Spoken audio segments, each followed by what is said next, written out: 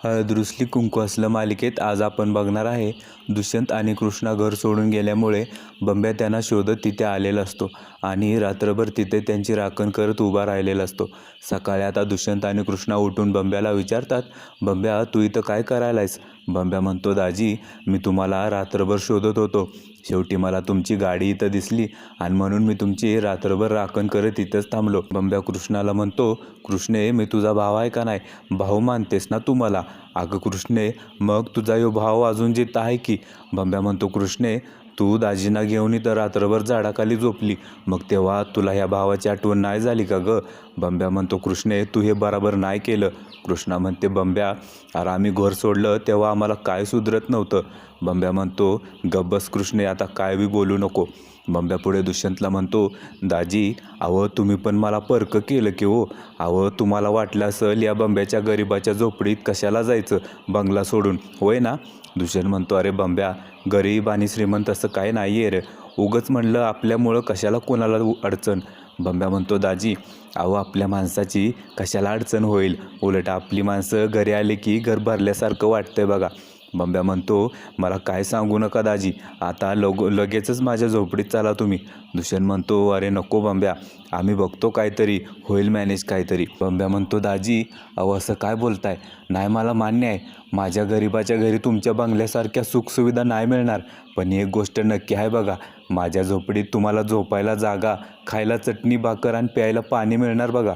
बंब्या म्हणतो, अहो दाजी मला असं नाही बघतो, तुम्ही उन्हात आणत फिरताय, तुम्हाला त्रास होतोय, प्लीज तुम्ही माझ्या घरी चला दाजी। दुष्यंत आता भावनिक होऊन बंब्याच्या गळ्यात पडून रडू लागतो। खरंच संकटकाळी जर कोणी लांबच्या माणसानं अशी मदत केली ना तर तो माणूस देवासमान वाटू लागतो। शेवटी दुष्यंत आणि कृष्णा बंब्याच्या घरी जातात। बंब्याचं घर छोटंसं का असे ना, पण त्यामध्ये गावाकडचं सुख काय असतं हे दिसत असतं। शेणा मातीने सारवलेली जमीन, भिंती, धान्याची पोती, चुलीवरचं कालवण भाकरी, रानातली गार हवा आणि लख्ख सूर्यप्रकाश ही असते गावाकडची मजा। म्हणूनच तर म्हणतात गावाकडचं सुख शहरी नाही अनुभवता येत। इकडे आता आढळराव ढोलकी बडवत गाणं म्हणत बाळजाबाईला त्रास द्यायला आलेले असतात।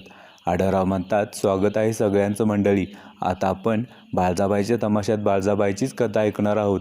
आढळराव म्हणतात, बाळजाबाई कपटी आणि दुष्टबाई, एवढं मोठं साम्राज्य उभं केलं बाळजाबाईनं, पण शेवटी पोटचं पोरगं सोडून गेलं, हाती उरलं काहीच नाही, आणि आता एवढ्या मोठ्या साम्राज्यात एकट्याच उभा बाळजाबाई। आढळराव दलपतला म्हणतात, ही बाळजाबाईला साथ देणारी नासकी माणसं आहेत। दलपतराव म्हणतात, अरे दादा काय बोलतोयस तू? आढळराव म्हणतात, एक गप्प आहे दलपत, दादा बिदा म्हणू नकोस, भावाचं नातं जोडू नकोस। आढळराव म्हणतात, ह्यो माझा सक्का रक्ताचा भाऊ, पण बाळजाबाईच्या पैशासाठी झालाय तिच्या ताटाखालचं माव, आणि जिंदगीभर काय केलं यानं तर घरात बसून बनला आईत खाव। आढळराव आता एकांतला म्हणतात, हे यांचे कुलदीपक, नुसता खुराक खाऊन तालमीत जाऊन व्यायाम करून बनलेत अर्धांड। मैनावती आढळरावांकडे नागडोळं मुरडून बघत असते। आढळराव पुढे बाळजाबाईला म्हणतात, ही तुमच्या पाठीमागं उभी असलेली माणसं तुमच्या पैशासाठी भुकेलेली आहेत, पण जेव्हा तुमचा पैसा धन दौलत हे सगळं जाईल का नाही तेव्हा याच्यातलाच कोणीतरी उठल आणि तुमच्या डोक्यात दणका घालल। इकडे आता कृष्णा दुष्यंतला समजावत असते, दुष्यंत सरकार बाळजाबाईच्या बाबतीतलं सत्य आज ना उद्या समोर येणारच होतं। दुष्यंत म्हणतो, कृष्णा तू खूप सहन केलंस गं माझ्या आईमुळं, कधी मला एका शब्दानं सुद्धा बोलली नाहीस। कृष्णा म्हणते, दुष्यंत सरकार मी खूपदा तुम्हाला सांगायचा विचार केला, पण मला भीती वाटली, तुम्ही माझ्यावर विश्वास नाही ठेवला तर, आणि त्यावेळी माझ्याकडे पुरावेसुद्धा नव्हते। दुष्यंत म्हणतो, सॉरी कृष्णा, पण मी खूप नशीबवान आहे अगं, मला तुझ्यासारखी बायको मिळाली। उद्याच्या भागामध्ये आपण बघणार आहे दुष्यंत विचार करत असतो, कृष्णाची यामध्ये काहीही चुकी नाही आहे, आता स्वतःपेक्षा जास्त कृष्णाचा विचार करायला पाहिजे।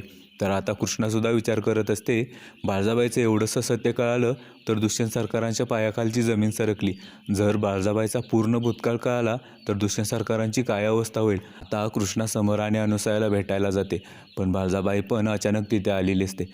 आता एवढ्यातच बाळजाबाईला अनुसया दिसते।